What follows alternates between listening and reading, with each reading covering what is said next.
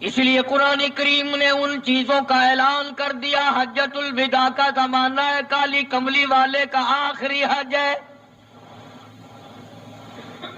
جبل رحمت کے نیچے ذرا سی نیچے اتر کر جگہ بنی ہوئی ہے، وہاں پر ایک اونٹنی پہ سوار ہے، ایک ڈاچی پہ سوار ہے. لوگوں کو فرمایا یا ایھا الناس، او لوگو، او انسانوں، او آدمیوں، اللہ اور اس کے رسول کو ماننے والوں، الصلاۃ الصلاۃ، نماز کی پابندی کرنا، بیماری میں بھی پڑھنا، سفر میں بھی نماز پڑھنا، شادی میں بھی نماز ادا کرنا، غمی میں بھی نماز ادا کرنا، سردی میں نماز ادا کرنا، گرمی میں نماز پڑھنا.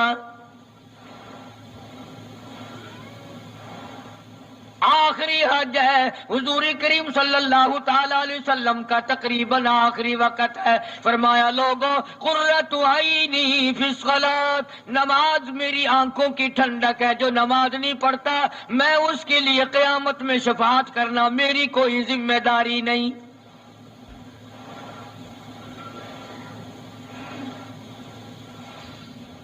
او ما ملکت ایمانہم، اور لوگوں اپنے ملازموں کا خیال کرنا، محتاجوں کا خیال کرنا، غریبوں کا خیال کرنا، مزدوروں کا خیال کرنا، معذوروں کا خیال کرنا، غریب پروری کرنا، لوگوں کے ساتھ ہمدردی والا برتاؤ کرنا.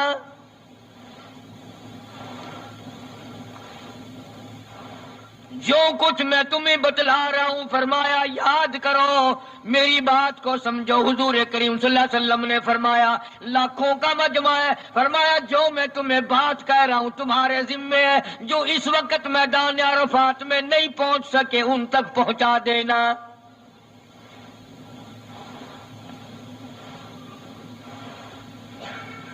ادھر آپ نے امت کو تبلیغ فرمائی، آخری خطبہ ہے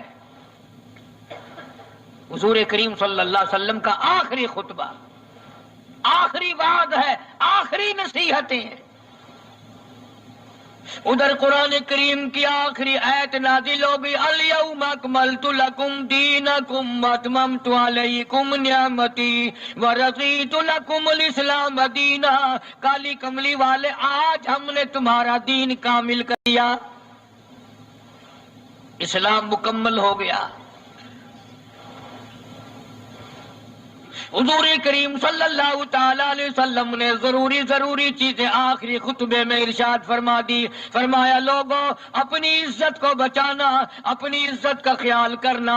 دو چیزوں کی ضمانت آج تم مجھے دے دو، ایک چیز کی ضمانت آج میں تمہیں دے دیتا ہوں، اپنی زبان کی اجازت دو، غلط نہیں استعمال کرو گے، اللہ رسول کے خلاف نہیں چلاؤ گے. اپنی نفسانی خواہشات کی ضمانت دو، اللہ اور اس کے رسول کے حکم کے خلاف نہیں برتو گے، نہیں چلاؤ گے. فرمایا والذی نفسی بیدی محمدا، او لوگوں اس مالک کائنات کی قسم میں جنت الفردوس کی تمہیں ضمانت دیتا ہوں.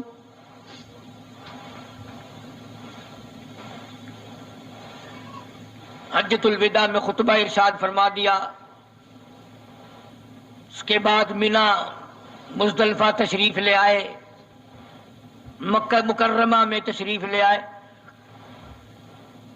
واپسی مدینہ پاک میں ہو رہی ہے، راستے ہی میں طبیعت بگڑ گئی. وہاں میدان عرفات میں آخری خطبے میں فرمایا او لوگوں شاید میری تمہاری آخری ملاقات ہو، او لوگوں شاید آج کے بعد تم میری آواز نہ سن سکو، میری زیارت نہ کر سکو، میری بات کو پلے باندھ کے لے جاؤ.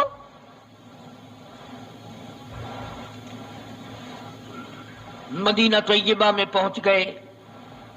راستے میں جو طبیعت بگڑی اور مزید خراب ہوتی چلی گئی، زیادہ پریشانی بڑھتی چلی گئی، یہاں تک کہ مدینہ پاک میں تشریف لے گئے تو مرض شدت اختیار کر گیا. جناب ابو ہریرہ رضی اللہ تعالیٰ عنہ نے دیکھ کر عرض کر دیا میرے آقا بڑی کمزوری آ گئی، بڑی ضعیفی آ گئی، بڑی ناتوانی سی آ گئی، بڑے آپ کمزور ہو گئے، بہت زیادہ ضعیفی چہرے سے ظاہر ہونے لگی۔ فرمایا ابو ہریرہ موت قریب ہے، موت قریب ہے، زندگی دور ہوتی چلی جا رہی ہے، اور تجھے کیا بتلاؤں، جب قرآن کریم کی ان صورتوں کی تلاوت کرتا ہوں جن میں قیامت کا ذکر ہے، میرا سانس رک جاتا ہے، میرا سانس بگڑ جاتا ہے۔ ابو ہریرہ رضی اللہ تعالیٰ عنہ فرماتے ہیں میری آنکھ کھل گئی، پچھلی رات تھی، میں دربار رسالت میں چلا گیا، میں نے جا کے دیکھا حضور نے نماز کی نیت باندھی ہوئی ہے صلی اللہ علیہ وسلم، میں نے بھی ساتھ کھڑے ہو کر نیت باندھ لی۔ سورہ بقرہ 2.5 سپارے کی پوری سورت ہے۔ ابو ہریرہ کہتے ہیں پہلا سپارہ ختم ہو گیا، دوسرا سپارہ ختم ہو گیا، میں نے اندازہ لگایا کہ چلو سورت ختم کر کے تو رکوع فرمائیں گے، آل عمران شروع فرما دی، وہ 1.25 پارے کی ایک سورت ہے۔ پھر میں نے اندازہ لگایا کہ چلو اس سورت کے ختم ہونے پہ تو رکوع فرمائیں گے، سورت نساء شروع فرما دی، 5.25 پارے پڑھنے کے بعد جب رکوع فرمایا،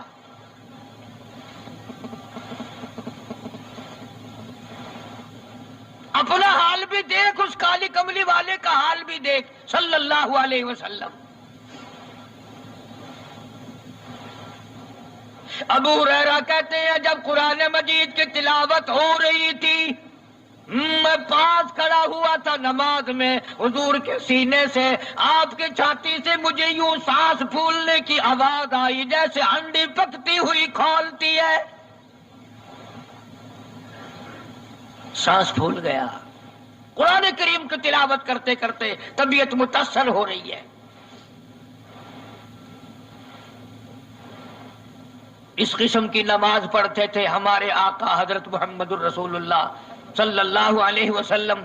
آج امت کی نمازیں اور اپنی نمازیں اور میری نمازیں تمہارے سامنے ہیں۔ امام الانبیاء محبوب کبریا حضرت محمد مصطفیٰ صلی اللہ تعالی علیہ وسلم کا مرض اتنا شدت اختیار کر گیا، بے ہوشی شروع ہو گئی، کبھی ہوش آ جاتا ہے، کبھی پھر بے ہوشی طاری ہو جاتی ہے، مرض بڑھتا چلا گیا۔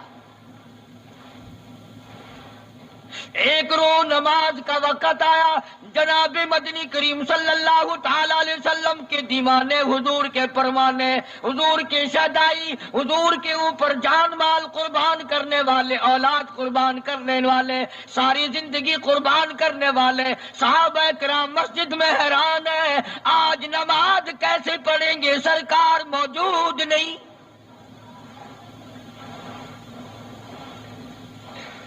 جناب عائشہ صدیقہ رضی اللہ تعالی عنہا نے جناب فاطمہ الزہرا رضی اللہ تعالی عنہا دونوں پریشان ہیں کہ مرض بڑھ گیا ہے، تکلیف زیادہ ہے۔ ہوش آئی آپ کو، فرمایا اصلی الناس، کیا لوگوں نے نماز پڑھی؟ فرمایا قالوا لا بل ينتظرونك، نہیں پڑھی بلکہ آپ کا انتظار ہو رہا ہے۔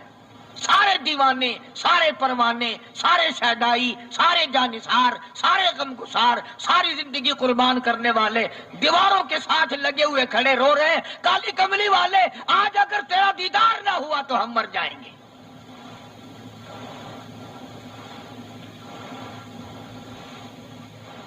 فرمایا مری ابا بکر ان یصلی الناس،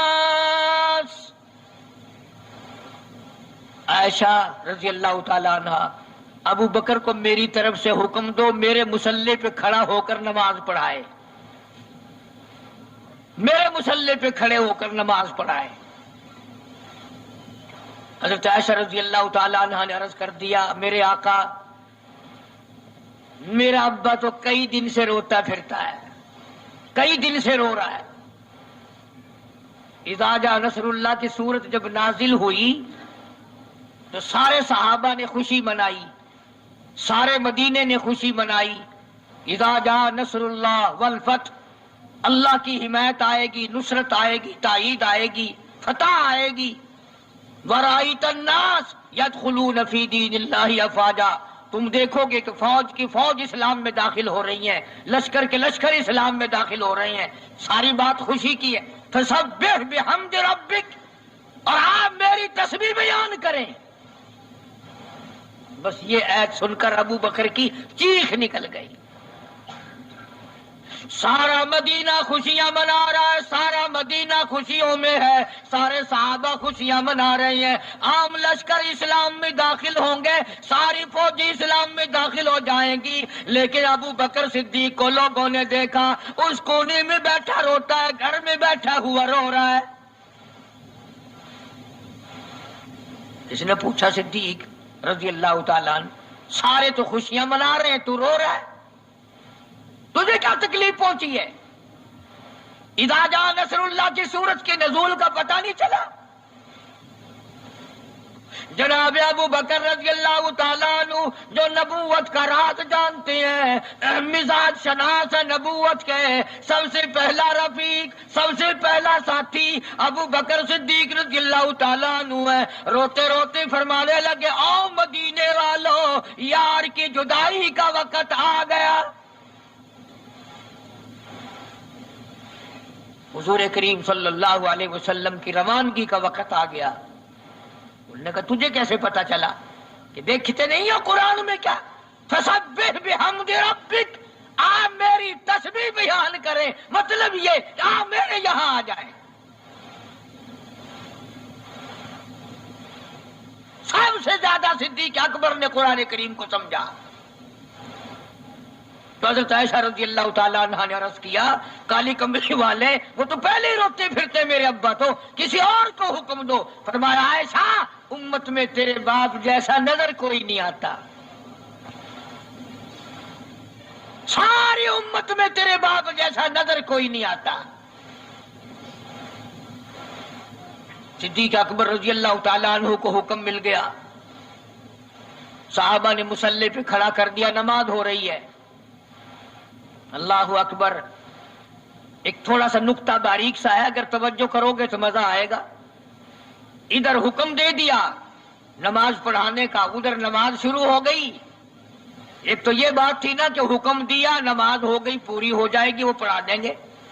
اور ایک یہ ہے کہ میں خود نماز پڑھاتا ابو بکر کو دیکھوں،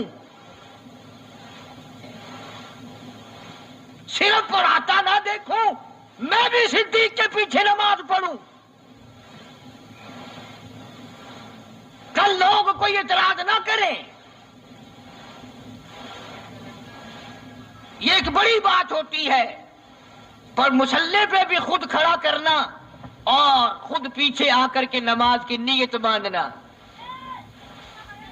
دو نوجوانوں کو بلایا، حضرت عباس رضی اللہ تعالیٰ عنہ ہے اور ایک اور صحابی ہے. دونوں کے کندھوں پہ ہاتھ مبارک رکھے اور قدم مبارک گھسٹتے ہوئے مسجد میں تشریف لائے.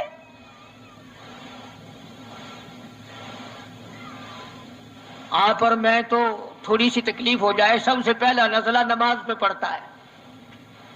کھانا اچھا ہو جائے گا، ڈاکٹروں کا خرچ بڑھ جائے گا،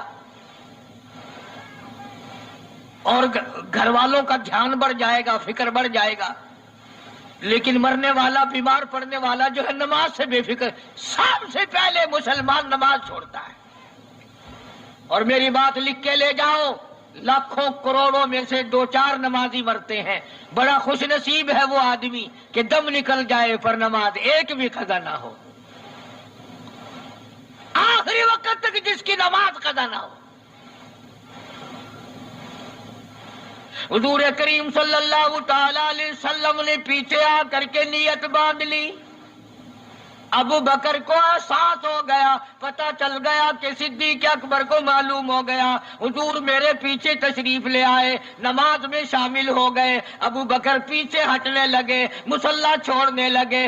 آپ نے فرمایا الزم مکانک، ٹھہرا رو وہیں جہاں میں نے تجھے کھڑا کر دیا.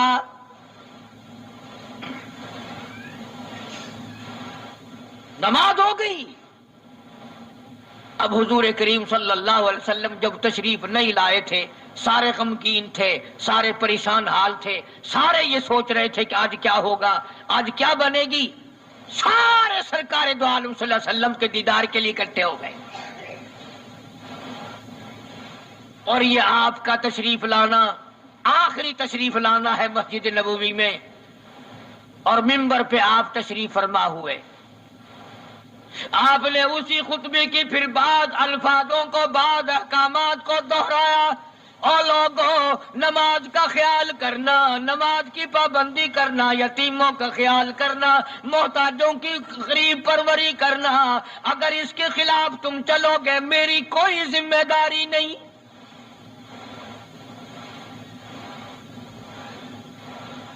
بیماری کی کیفیت کو دیکھ کر، چہرے کی کیفیت کو دیکھ کر صحابہ کرام رو رہے ہیں، سب کا دل اندر سے یہ کہتا ہے شاید آج آخری دیدار ہے، شاید آج آخری ملاقات ہے۔ ادھر خود اعلان فرما دیا، فرمایا لوگوں میری تمہاری شاید آخری ملاقات ہو، آج کی بعد زیارت نہ کر سکو گے، میری بات سن لو، میری بات اپنے دل میں لکھ لو، کلمہ قرآن کو اپنے ساتھ رکھنا، میں یہ قرآن کریم تمہارے سپرد امانت کے طور پہ کر رہا ہوں، کل قیامت میں تم سے واپس لے لوں گا۔ سارے صحابہ چاروں طرف سے اکٹھے ہیں، مجمع بنا ہوا ہے۔ ادھر منبر پہ تشریف فرمائے، خود ہی فرمانے لگے الوداع الوداع اے دوستو اب جلد اتر جائیں گے ہم، الوداع اے دوستو اب جلد اتر جائیں گے ہم، اور پھر کبھی اس دنیا کمینی میں نہیں آئیں گے ہم۔ میرا آخری وقت ہے، میری تمہاری آخری ملاقات ہے، میری بات یاد کر لو۔ سارے دیوانے حیران ہو گئے، اور بھی پریشانی بڑھ گئی، لوگ قریب آ گیا بچھڑنے کا معاملہ، ہم نے اولاد کو قیمہ بنتا دیکھا، پرواہ نہ کی، ہمارے بچوں کو ظالموں نے نیزے کی نوک پہ لٹکا دیا، پرواہ نہ کی، وطن چھڑا دیا، پرواہ نہ کی، 8 دن پانی کی بوند نہ ملی، پرواہ نہ کی، مہینوں مہینوں روٹی کا ٹکڑا نہ دیکھا، پرواہ نہ کی، کوئی پرواہ نہیں کی۔ آج یہ کیا سلسلہ شروع ہوا؟ سارے صحابہ کرام بھی رونے لگے اور کہتے ہیں کس طرح سے کیوں کر، کس طرح سے کیوں کر دل لگائیں گے ہم، اور اس جیسی مبارک شکل کہاں سے لائیں گے ہم، کس طرح جئیں گے، کس طرح گزارا کریں گے؟ آقا ہم نے تو بھوک بجھائی، پیاس بجھائی، سب کچھ تجھ پہ قربان کر دیا تھا۔ حجرہ عائشہ میں تشریف لے گئے، پھر بے ہوشی طاری ہے۔ اللہ غنی، عائشہ صدیقہ تیرا کتنا اونچا کمال پروردگار نے کر دیا، کتنا اونچا تیرا نام کر دیا۔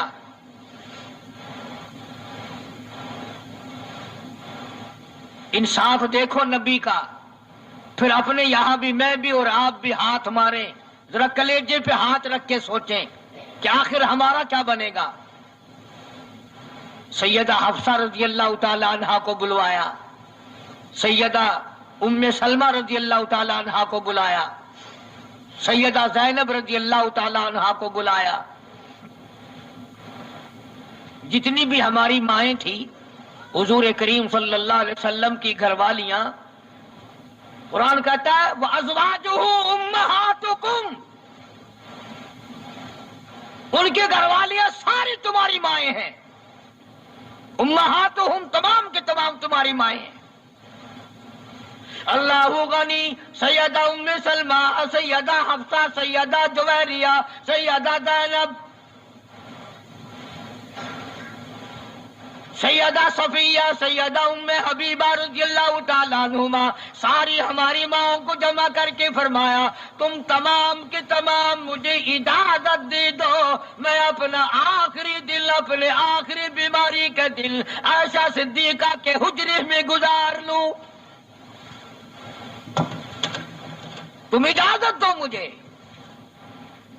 بے انصافی نہ ہو جائے، خدا کے یہاں سے پوچھ گچھ نہ ہو جائے۔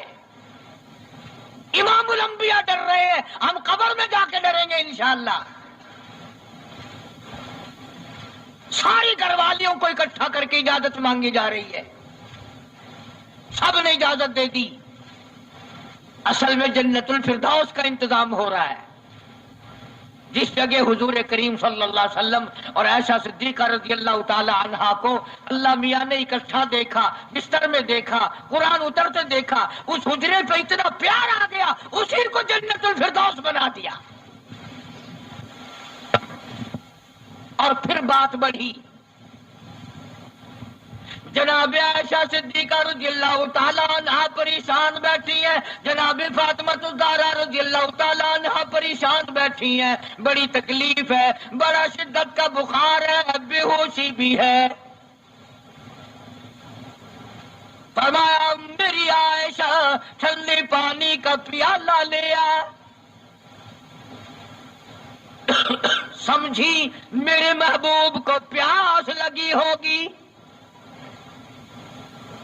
دوڑ کر پانی کا پیالہ لے آئی، اشارہ فرمایا یہاں رکھ دو، رکھ دیا گیا۔ جناب عائشہ صدیقہ رضی اللہ تعالیٰ عنہ فرماتی ہیں میرا کلیجہ پھٹنے لگا، جناب فاطمہ الزہرا رضی اللہ تعالیٰ عنہ فرماتی ہیں میرا جگر پھٹنے لگا، ہم نے آنکھوں سے دیکھا امام الانبیاء صلی اللہ تعالیٰ علیہ وسلم کی ذات اقدس رحمت والا ہاتھ اس پانی کے پیالے میں بھگو کر اپنے چہرے انور پہ چھینٹے مارنے لگے، یوں چہرے انور کو ٹھنڈا کر رہے ہیں۔ حضرت عائشہ فرماتی ہیں رضی اللہ تعالی عنہا میں نے عرض کر دیا میرے آقا یہ گھبراہٹ کیسی، یہ پریشانی کیسی، یہ تکلیف کیسی، یہ چھینٹے کیسے؟ فرمایا میری عائشہ تو نہیں جانتی موت کتنی گھبراہٹ والی چیز ہے، وجات سکر الموت بالحق، قرآن کہتا ہے کہ موت کی سختی حق ہے۔ جناب عائشہ صدیقہ رضی اللہ تعالی عنہا فرماتی ہیں کہ میں نے حضور کی تکلیف کو جب آنکھوں سے دیکھ لیا پھر میرے دل میں یہ بات کبھی آئی ہی نہیں کہ اور کسی کو تکلیف ہو یا نہ ہو۔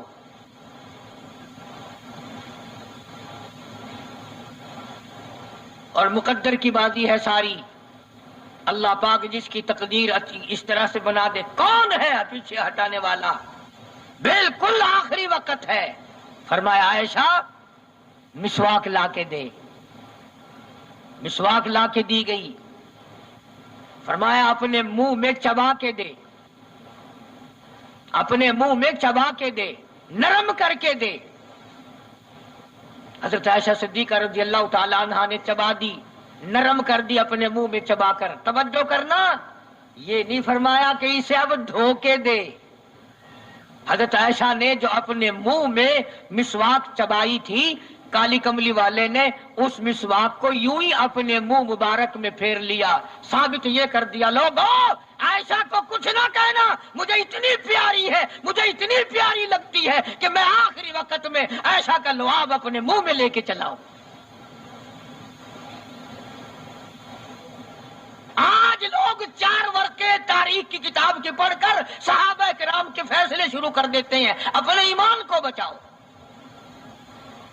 خبردار نبی کے گھر والوں کے بارے میں کبھی غلط خیال نہ کرنا۔ اس لیے قانون کی بات سنو، نبی جب قرآن کہتا وما ينطق عن الهوى ان هو الا وحی یوحی، نبی اللہ کی اجازت کے بغیر سانس نہیں لیتا، نبی اللہ کی اجازت کے بغیر ہاتھ کو حرکت نہیں دیتا، نبی اللہ کی اجازت کے بغیر قدم نہیں اٹھاتا، قدم نہیں رکھتا، تو نبی اللہ کی اجازت کے بغیر رشتے بھی نہیں کرتا۔ تمام دنیا کے رشتے ماں کرتی ہے، باپ کرتے ہیں، مامے کرتے ہیں، نانے کرتے ہیں، چچے کرتے ہیں، نبی کا رشتہ خدا کرتا ہے۔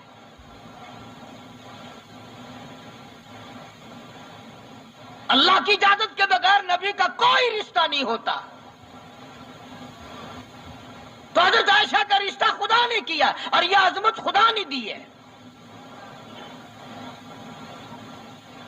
کیا آخری مرتبہ مسواک چبا کر کے دینا، ورنہ حضور کریم صلی اللہ علیہ وسلم کی بیٹی بھی تو یہیں پر موجود تھی۔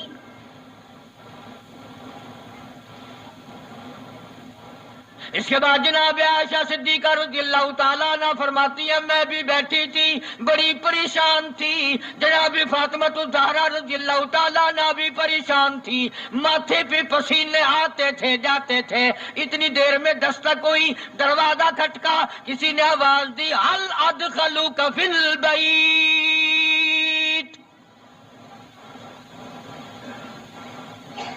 کیا مجھے گھر میں آنے کی اجازت ہے؟ حضرت فاطمہ الزہرا رضی اللہ تعالی عنہا جو ابا کے غم کی وجہ سے نہایت پریشان تھی، نہایت مزمحل تھی، نہایت دل دکھا ہوا تھا، بس زبان سے یہ بات نکل گئی، اور دیہاتی کہیں کہ او گوار میرا ابا بے ہوش ہے، تجھے اجازتوں کی پڑی ہوئی ہے۔ سرکار کو ہوش آ گیا، یہ جواب سن لیا اپنی لخت جگر کا، رحمت والا ہاتھ اپنی بیٹی کے سینے پر رکھتے ہوئے فرمایا بیٹی یوں نہ کہو، یہ دیہاتی نہیں، یہ گوار نہیں، یہ پاگل نہیں، یہ تو اسرائیل ہے، یہ تو تیرے ابا کا مقام ہے کہ اجازت لے کے آ رہا ہے۔ اس نے تو آج تک کبھی کسی سے اجازت مانگی ہی نہیں، کبھی بھی کسی سے اجازت نہیں لی۔ یہ اکرام ہے محمد مصطفیٰ صلی اللہ تعالی علیہ وسلم کا۔ تشریف لے آئے، اور یہ جو معاملہ ہو رہا ہے نا، جو کچھ میں بتلا رہا ہوں یاد کرنے کے لیے عرض کر دوں، یہ جو کچھ میں آج تمہیں بتلا رہا ہوں، چونکہ ربیع الاول کا مہینہ ختم ہو رہا ہے، آج اس کا آخری جمعہ ہے، اس لیے میں اس عنوان کو ختم کرنا چاہتا ہوں۔ اور مطلب میرا کیا ہے، یہ جو کچھ میں تمہیں بتا رہا ہوں ساری دنیا کے علماء کا اتفاق ہے، یہ سب کچھ 12 ربیع الاول کو ہو رہا ہے۔ یہ اسرائیل کا آنا اور یہ بیماری اور یہ پریشانی اور یہ پسینے اور یہ حضرت عائشہ کا مسواک کو چبا کر کے دینا اور فاطمہ الزہرا کا پریشان ہونا، یہ 12 ربیع الاول کو ہو رہا ہے سب کچھ۔ جس دن تو ڈھول بجاتا ہے، جس دن تو نے 1400 سال کے بعد ناچنے کا پروگرام بنایا ہوا ہے، تیرے بیٹے کا آخری وقت ہو، برابر والا ڈھول بجا کے دکھائے، تیرے کلیجے پہ چوٹ لگے گی، او ظالم میرا کیا حال ہے، اور تم نے یہ کیا شروع کیا ہے؟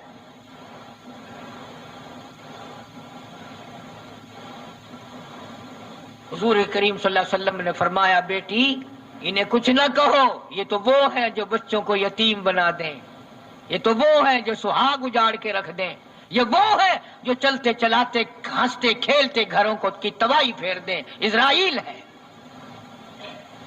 تشریف لے آئے، سلام پہنچایا، سیرت کی کتابوں میں ہے اللہ پاک کا سلام پہنچایا، میں حاضر ہو گیا ہوں، اجازت ہو؟ جی حاضر ہو، تشریف لے آؤ، ٹھیک ہے۔ اللہ میاں نے سلام پہنچایا، حضور کریم صلی اللہ علیہ وسلم نے سلام قبول فرمایا۔ سیرت کی ایک کتاب میں ہے کہ حضرت جبریل بھی ساتھ ساتھ تشریف لے آئے۔ کالی کملی والے اللہ پاک آپ کی مرضی کے مطابق پوچھنا چاہتے ہیں کہ جنت کے کون سے درجے میں مزار بنایا جائے؟ فرمایا جبریل تم میرا مزار جنت میں بنا دو گے، میرا بلال کہاں جائے گا، میرا سہیل کہاں جائے گا، میرا سلمان فارسی کہاں جائے گا؟ اور جن کے چمڑے ادھیڑ دیے گئے، جن کی آنکھیں نکال دی گئی، جن کو انگاروں پہ ساڑا جلایا گیا، جن کی پسلیاں توڑ دی گئی، وہ کہاں جائیں گے؟ یہاں بناؤ مدینے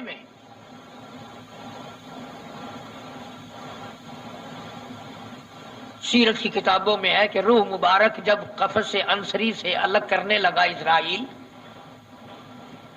آپ نے فرمایا اسرائیل مجھے تکلیف ہو رہی ہے۔ عرض کیا میری کیا مجال ہے میں آپ کو تکلیف دوں، میں آپ کو تکلیف پہنچاؤں، میری کیا جرت ہے، میری کیا مجال ہے؟ فرمایا تیرا تکلیف دینے کا کوئی پروگرام نہیں، ارادہ نہیں، جرت نہیں، اور مجھے اتنی تکلیف ہو رہی ہے ساری زندگی میں کبھی نہیں ہوئی۔ او اسرائیل، امت کے جن لوگوں کو تو تکلیف دے گا، عذاب دے گا، ان کا کیا حال بنے گا؟ میری آرزو ہے، میری حسرت ہے، میری تمنا ہے ساری امت کے دکھوں کو آج محمد صلی اللہ علیہ وسلم کی چھاتی پہ ختم کر لے۔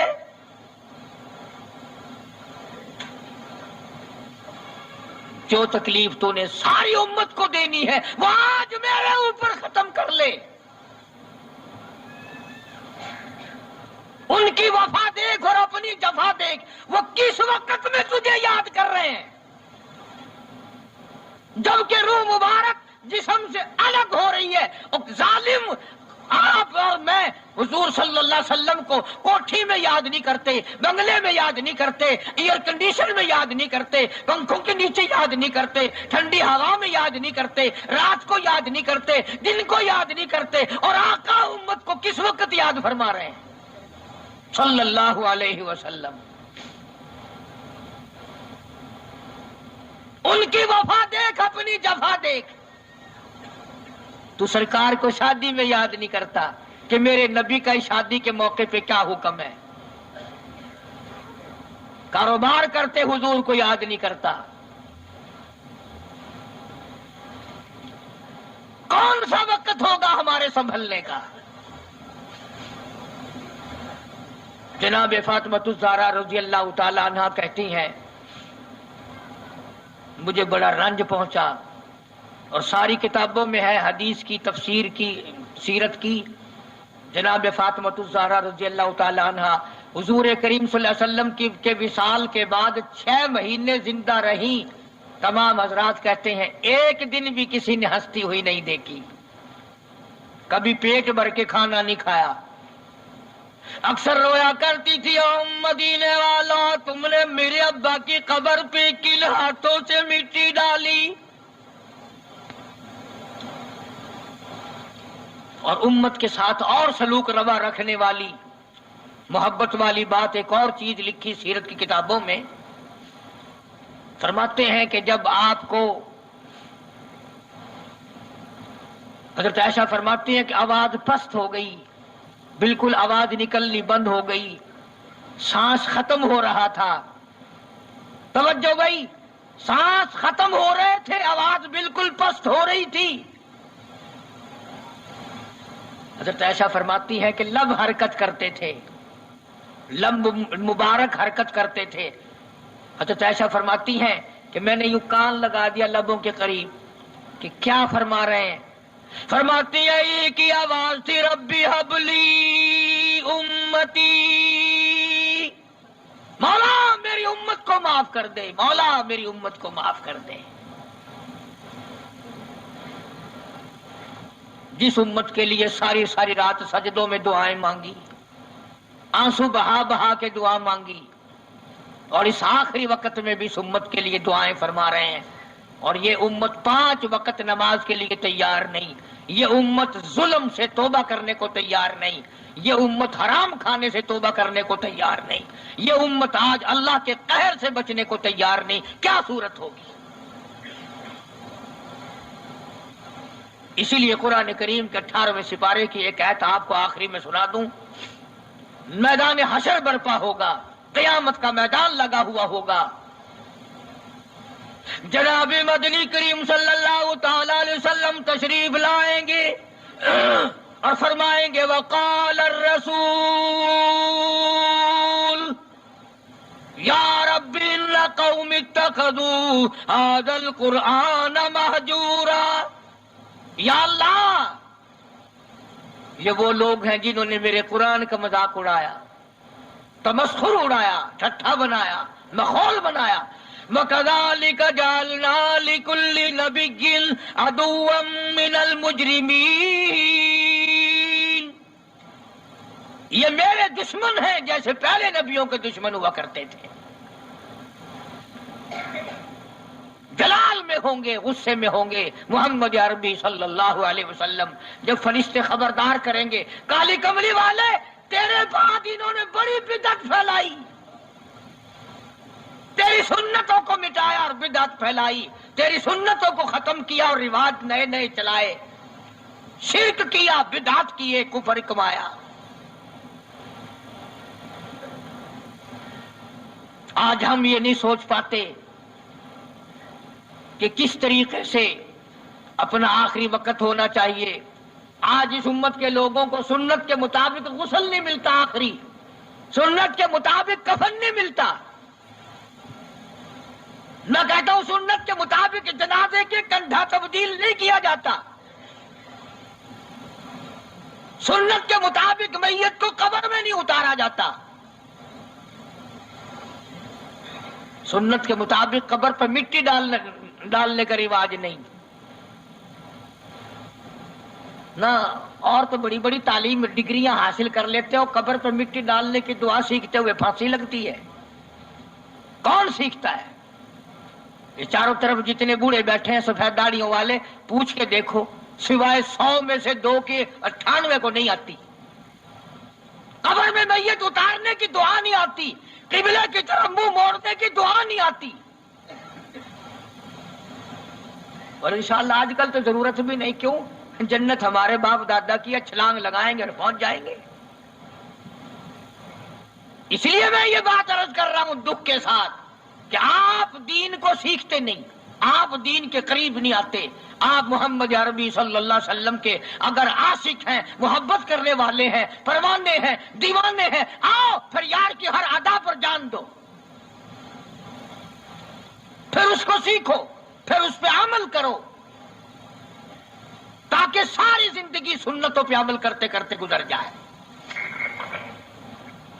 اس لیے قرآن کریم کی جو میں نے آیت تلاوت کی تھی اذا جاء نصر اللہ کی، اس کا یہی مفہوم ہے، فسبح بحمد ربک، میرے نبی آ جا پھر آپ تسبیح پڑھیں میرے نام کی، واستغفرہ انہ کان توابا۔